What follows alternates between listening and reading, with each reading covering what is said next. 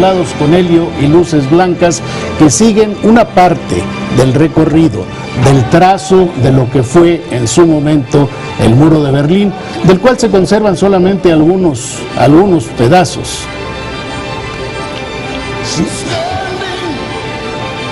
Esta noche, cuando se entone la Oda a la Alegría, la parte coral de la 9ª Sinfonía de Beethoven, en la parte central de la celebración, todos estos globos serán soltados al aire. Esta se llama la Frontera de la Luz.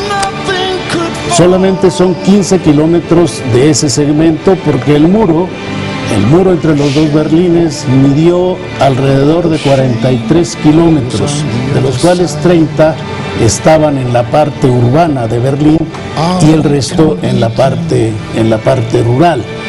De hecho, quedan solamente algunos segmentos. Muchas de las celebraciones planeadas hoy por el gobierno alemán son números musicales. Ha participado desde ayer una orquesta juvenil de las Alemanias, estará la Staatskapelle y varios cantantes. Justamente habrán, bien lo dices, en este acto animaciones con algunos videos, habrán testimonios. Ya en la mañana se veía también a Angela Merkel con parte de su gabinete ya poniendo algunas de las velas, recordando a estas 138 personas, que lo decíamos bien, es una cifra, la cifra que se tiene oficial, pero se habla y se estima que son más de 1.300, 1.400 las personas que perdieron la vida tratando de cruzar el muro. Bueno, hay ahí tres cosas importantes. Esto es la mayor parte, para no decir que todas las personas que murieron tiroteadas, literalmente, a causa de disparos de los guardias del muro de Berlín,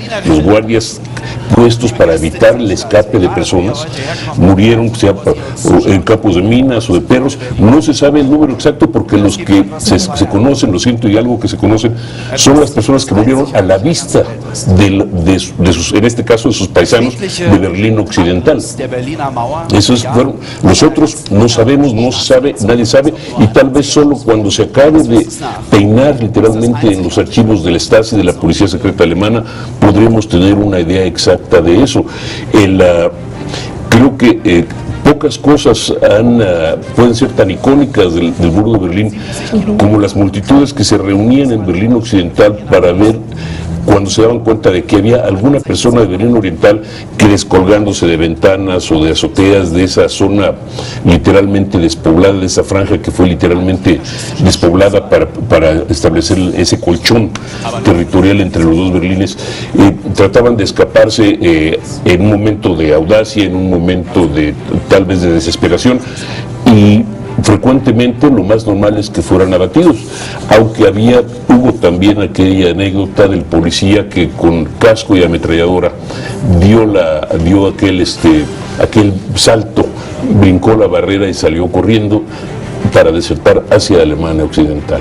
Un gran número de los que lograron cruzar de Berlín del Este a Berlín Occidental fueron también miembros de la Guardia Fronteriza, soldados que estaban puestos ahí para impedir que sus compatriotas huyeron, que finalmente huyeron ellos mismos. Y entre varias de estas historias también está la de un joven de 18 años que también intentó cruzar la frontera, le dispararon, él se quedó en medio y ninguno de los dos bandos pudo ir a rescatarlo, finalmente pierde la vida y es también uno de los que quedó ya como uno de los primeros héroes. La gente intentaba escaparse por el metro, como lo estaba señalando también Félix, y lo hizo por las alcantarillas, por globos, por túneles, ya luego cuando se tenían estas cifras, ¿no?, que son, bueno, para no creernos, 50,000 guardias, 60,000 armas automáticas que estaban conectadas a cables, que eran cables trampa, estos campos minados, 2 millones de personas que quedaron prácticamente aisladas, que ni siquiera se podían saludar, porque en una primera instancia, cuando no se tenía tanto refuerzo en este muro de Berlín,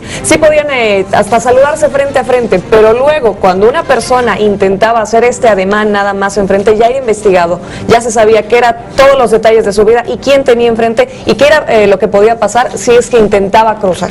También hay otro de los puntos interesantes que ya lo empezamos a platicar con Enrique, nuestro corresponsal, en donde pues hay que replantearnos qué tanto siguen separadas estas dos partes de Alemania.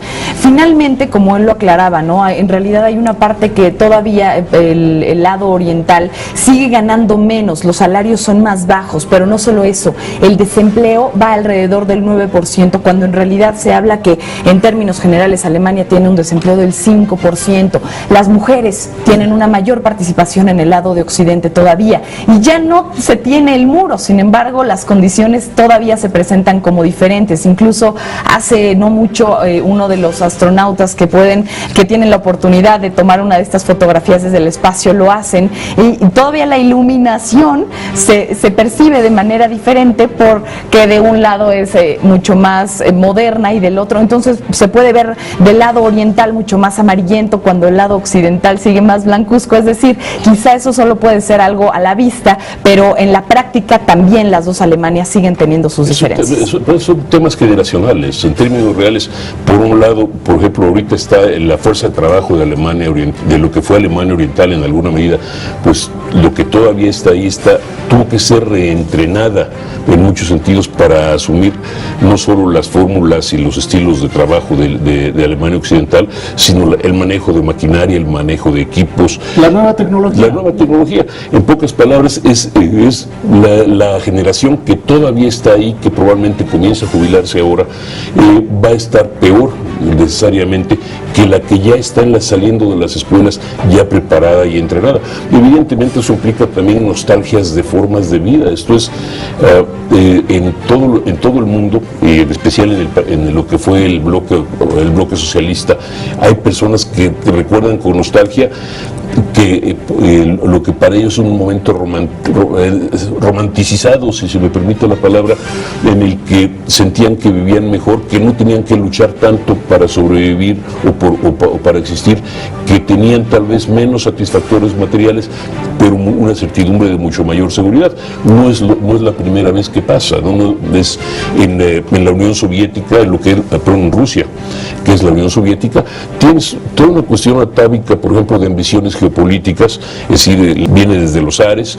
La obsesión geopolítica de Rusia no viene de la Unión Soviética, viene desde los Ares, eso es parte de su historia, y eso es lo que califica mucho las actitudes de Rusia, y en alguna medida las actitudes de Rusia ahora hacia Alemania, su gran enemiga, su gran rival europea, históricamente. Entonces eso tiene su razón de ser. Ahora, pero es otra vez una cuestión generacional. Y Enrique Müller justamente nos lo decía, ¿no? Que todavía se siente y se percibe esta especie hasta de envidia entre las ambas Alemanias, la que hoy por hoy es una sola, ¿no? Que todavía se percibe. Y en muchos testimonios periodísticos se puede ver, la gente que vivió esto, estamos hablando de 25 años atrás, tampoco es tanto tiempo, no son tantos años. Gente que dice, yo pensé que en mi vida nunca iba a ver que este muro se iba a ir para abajo. Pero déjame hacer un recuerdo nada más, para darle una idea. Pónganse a pensar en lo que pasaría si de repente, por decirlo de alguna forma, nos quitaran tarjetas de crédito, nos quitaran teléfonos. Todo lo que estaríamos extrañando, ¿no? Es decir, esas certidumbres de la vida que tenemos ahora, que a los alemanes se las arrebataron, a los alemanes del este, de una forma inmediata, casi brutal, ¿no? Yo abundaría sobre estas estilos de vida de las dos Alemanias que todavía no pueden cohesionarse, homogeneizarse, porque con todo el atraso tecnológico, con todo el atraso industrial, los países socialistas en general y Alemania del Este en particular tenían un sistema de seguridad social muy sólido. No había desempleo oficialmente porque no trabajar era un delito. Y la escuela no solamente era gratuita, sino que era obligatoria. Entonces, todo ese tipo de cosas hacen que hoy una encuesta publicada apenas ayer dice que el 16% de los alemanes del este, de la parte este de Alemania, añora los beneficios sociales que tenía durante el régimen socialista. por supuesto. Yo creo que eso es perfectamente natural, ¿no? Es comprensible. Es la certidumbre, es la certidumbre de decirme, literalmente les quitaron el piso de debajo de le quitaron la alfombra debajo de los pies, ¿no? Eso fue, yo no puedo ni siquiera comenzar a ponerme en los zapatos de una persona que vivió bajo un régimen toda su vida para cambiar literalmente de un momento a otro en otro. Y además, peor todavía, hablábamos de un régimen de vigilancia casi absoluta. Un espionaje policíaco casi absoluto. Y simplemente pensar, usted o yo o nosotros, en algún momento en ese tipo de sistema podríamos haber colaborado voluntaria o involuntariamente con la policía, pero queda un registro de fulano de tal, denunció a la policía o denunció que Perenganito tal tenía tales o cuales pensamientos. Y eso surge eventualmente, y ese tipo de cosas es una sociedad que en ese momento era una dictadura con un control absoluto, donde no se tenía libertad de hacer pues nada. Claro, ahora es insólito cuando de pronto estamos hablando de las condiciones de vida que se tenían de ambos lados y surgen líderes como la líder británica Margaret Thatcher, que dice, bueno, en realidad yo no estoy de acuerdo en que se reunifiquen. ¿Por qué? Por temor a este excesivo poder que podía tener Alemania, un país que había sido protagonista de 2 guerras mundiales en tan solo 75 años, y de pronto plantea y pone sobre la mesa algo que quizás no muchos se habían cuestionado, y finalmente en realidad el país sale avante. Y en la política de hoy en día vemos que todavía se tienen ciertos complejos en donde podría tenerse un gran poder, obviamente económico, se habla, inmediatamente pensamos en Alemania, pero tienen todavía este miedo de dar un paso más adelante, de ser mucho más fuertes por los complejos que como sociedad desde la juventud, a pesar de que estemos alejados de estos 25 años, todavía trae cargando la espalda esta Alemania que también fue nazi en su momento. No olvidemos dos cosas, ¿no? Que uno de los grandes temores de los británicos a fines del siglo XIX y principios del XX fue la competencia de Alemania, una nación que una vez unificada, un país que ya unificado bajo un solo mando, bajo el Kaiser, comenzó a tratar primero de conseguir colonias en África y en Asia. Segundo, a tratar de incrementar su flota, algo que para los británicos, que eran los soberanos de los mares, era impensable e intolerable. Y tercero, en ejércitos de tierra que desafiaban a los ejércitos franceses, que a su vez eran también los ejércitos supremos en términos de ejércitos terrestres. Y además, para acabar de complementar las cosas, el país que tenía problemas serios con Polonia, que de ahí viene, es decir, la enemistad, las reservas de los polacos respecto a Alemania no son tampoco son de hoy ni de la Guerra Fría, son históricos, y por supuesto de la entonces Rusia, luego Unión Soviética, ¿no? No olvidemos que fue Alemania, la Alemania imperial, la que pagó el tren que llevó a Lenin de Suiza a Noruega, y de Noruega luego a lo que luego fue Leningrado. El tema también es que por volver a Polonia, la Segunda Guerra Mundial comienza con la invasión en 39 de Polonia. Entonces el expansionismo alemán, los testimonios más recientes de asesores del señor Gorbachev en su momento dicen que en 1989 Margaret Thatcher le dijo a Gorbachev: no tenemos interés en que caiga el muro y no tenemos ningún interés en que se unifique Alemania, y ese también es el criterio del presidente Reagan.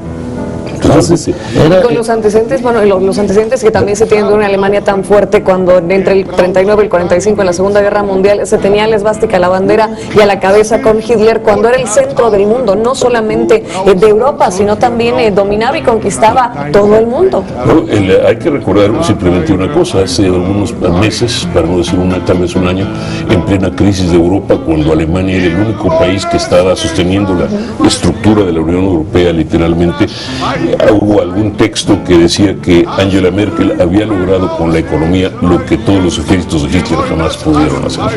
Así es la mujer fuerte de la economía de Europa, nada más, por eso fue la mujer. Ser la persona determinante en Europa, no nada más ser la determinante, ser la persona que imponía condiciones en Europa, fue la mujer debido a más su influyente economía, del mundo. debido a la fortaleza de la economía alemana. Ahora, eso es importante. Ahora, cuando bajamos ya a nivel de población, nos debemos cuestionar también qué es lo que finalmente hacía tan triste o tan desolador el lado oriental. Y en muchas ocasiones los análisis o los analistas en realidad lo que proponen es que en primera pues era la falta de libertad, porque este comunismo prácticamente en su manera ya utópica, pero bueno, casi de pronto hace que todos los del este quieran irse hacia el otro lado, y entonces la falta de libertad de pronto se propone como una de ellas, y también la obligación a una ortodoxia en donde los tanques eran la forma de obedecer, la forma de hacerse obedecer, y entonces la República Democrática de Alemania es pues en realidad una cárcel. En realidad hay quienes, incluso tengo por aquí una de las frases que me decían hace un par de días uno de los analistas, y dice: el comunismo fue la cárcel de los pueblos de Europa y la falta de los más elementales derechos como la libertad de expresión. En el momento en el que cae el muro, parte de lo que ellos recuperan es la libertad simplemente de expresión, que hoy lo vemos como algo tan básico. Tenemos en la línea a Noelia López, corresponsal de EFE en Berlín, quien está justamente en la puerta de Brandenburgo presenciando esta celebración de los 25 años con los servicios de Associated Press, naturalmente en la imagen. Adelante, Noelia. Hola, ¿qué tal? Buenas tardes. Noches ya aquí en Berlín.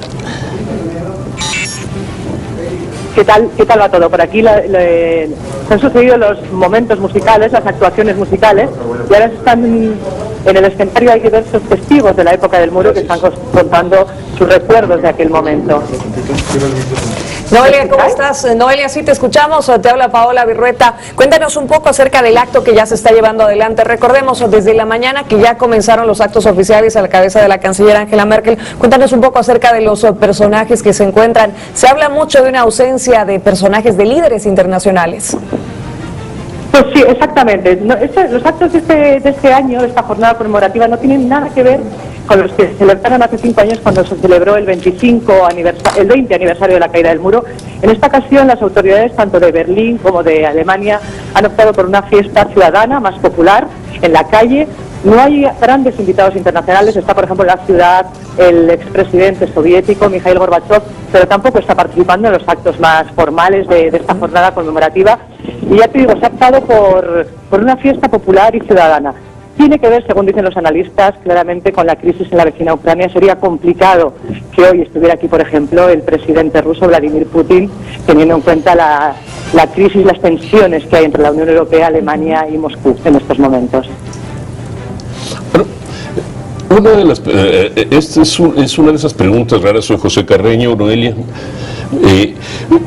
Una de las preguntas en este momento es: ¿en qué medida esto es otra vez, no solo es el símbolo de una Alemania unificada, sino el símbolo de una Alemania que en alguna medida está pues en el centro de Europa en términos políticos, económicos y no sé si sociales? Pues hoy se puede palpar, te diría que incluso en la calle. No son solo alemanes y berlineses los que están recorriendo y celebrando esta fiesta, sino que hay muchos ciudadanos de distintos países europeos que se han acercado aquí a Berlín para conmemorar el 25 aniversario de la caída del muro. Y es cierto, o sea, Alemania se ve desde el resto de países europeos tanto con admiración como también con un poco de, no manía, pero tal vez un poco diciendo, mandan demasiado, pero aún así sigue siendo un país admirado. Es cierto que rige ahora mismo el destino de la Unión Europea y que la canciller Angela Merkel es en estos momentos la persona más poderosa en la Unión Europea. Esta gran fiesta popular es un poco el símbolo de esta Alemania ya unificada, que ya ha cerrado las heridas que dejó aquel muro que dividió el país durante 28 años. Y es un poco la demostración de que sí, de que Alemania está viva, de que Alemania lidera la Unión Europea y que la vida sigue. Pero tengo una pregunta que no tiene nada que ver con nada, pero con mucho. ¿Por qué la Oda a la Alegría y, por ejemplo, no los conciertos de Brandenburgo? La Oda a la Alegría, la novena sinfonía de Beethoven, es el himno también de la unidad y de la integración europea. Parte de la Oda, parte de la sinfonía es utilizado como himno por la Unión Europea, y la caída del muro en realidad significó precisamente eso, la unión de dos pueblos y el proceso de integración de todo un país en la Unión Europea, la caída del telón de acero y la unidad de Europa. Entonces yo creo que por eso es la lección del himno de la alegría, precisamente. Es un mensaje entonces mucho más universal que el del muro mismo. Sí, total. La canciller alemana esta mañana, en el acto que ha inaugurado una exposición permanente aquí en la ciudad, y ha lanzado precisamente un mensaje no solo a Alemania y Europa, sino a todo el mundo. Ha dicho la caída del muro, lo que representa, lo que ha significado es que los sueños pueden hacerse realidad, que el cambio es posible, y ha lanzado entonces un mensaje de confianza a todo el mundo, poniendo los ojos en concreto en países donde los derechos humanos ahora mismo están siendo pisoteados. Ha citado, por ejemplo, Ucrania, Irak o Siria. Entonces sí, en realidad esto es un mensaje a todo el mundo, no se queda solo en este país ni tampoco en la Unión Europea. Noelia, una consulta breve. ¿Será que este aniversario, este festejo que nos dices que es muy distinto a lo que se tenía hace 5 años cuando se recordaban los 20 años de la caída del muro de Berlín, tiene un poco que ver con esta sensibilidad que se tiene ante la crisis económica tan fuerte en el resto de países de Europa? No lo sé. No sé si ha pesado eso en esta celebración. Yo creo que más bien son las tensiones extraeuropeas, a las de fuera de la Unión Europea. Me recuerda que hace 5 años estuvo aquí, por ejemplo, el presidente ruso, Dmitry Medvedev, entonces. Estuvieron también desde Estados Unidos, vino Hillary Clinton, vino del Reino Unido Gordon Brown, de Francia Nicolás Sarkozy, vinieron los líderes de las que fueron las potencias vencedoras de la Segunda Guerra Mundial, para simbolizar que ahora estaban unidos, que entonces estaban unidos y que ya no había fronteras. Ahora mismo aquí pesa muchísimo la crisis en la vecina Ucrania. Tenemos a Polonia entre medias, pero estamos muy cerca de Ucrania, y las tensiones con Rusia, las sanciones siguen vigentes, hacían imposible realmente este año hacer una celebración al nivel que se hizo hace 5 años. Noelia, preguntarte por último si es que se ha percibido de alguna manera las voces de aquellos que se han pronunciado. Hace unos momentos hacíamos alusión a una de las encuestas últimas que se llevó a cabo allá en Alemania, en donde el 16%, obviamente de aquellos que se llaman socialdemócratas, están a favor de volver a erigir un muro. Y yo me cuestiono si en estos momentos en las calles de alguna forma se alcanzan a escuchar estas voces. Para nada, son voces totalmente residuales, que es cierto que aparecen de vez en cuando en las encuestas, pero el sentimiento es, esto se acabó, estuvo bien que se acabara, pusimos fin a una época dramática en la que las libertades y los derechos humanos estaban siendo pisoteados en Alemania. Es un neologismo que se creó aquí en Alemania, que se dice, hay una cierta nostalgia, es una mezcla de la palabra ost, y nostalgia, que es nostalgia, es una nostalgia de lo que se vivía, porque creo que cuando cayó el muro, hubo muchas personas, sobre todo que habían vivido siempre bajo el régimen comunista, y descubrieron pues que lo que sabían hacer, su profesión, sus capacidades, no eran reconocidas en el mundo capitalista globalizado. Descubrieron lo que era el desempleo, descubrieron lo que era pasar necesidades. Entonces sí que hay una parte de la población, la más mayor seguramente, que tiene ya una cierta edad, que sí que mira igual con cierta nostalgia aquellos momentos, pero es una total minoría. O sea, no se puede considerar, a pesar de ese 16% que sí que nos sorprendió a todos mucho en las encuestas, es una minoría y corresponde, según dicen los analistas, a gente de avanzada edad que no supo adaptarse, que no pudo y que da igual tampoco fue ayudada a adaptarse a la nueva vida del mundo capitalista. Noelia López con la información en este momento desde la Puerta de Brandenburgo, con todos los detalles sobre este aniversario, el 25 aniversario de la caída del muro de Berlín. Con ella volveremos en instantes, a nada más un poco más adelante, para que nos vaya contando cómo se va desarrollando este aniversario, esta fiesta en Alemania. Te invitamos a seguir cuestionando la información con los siguientes videos.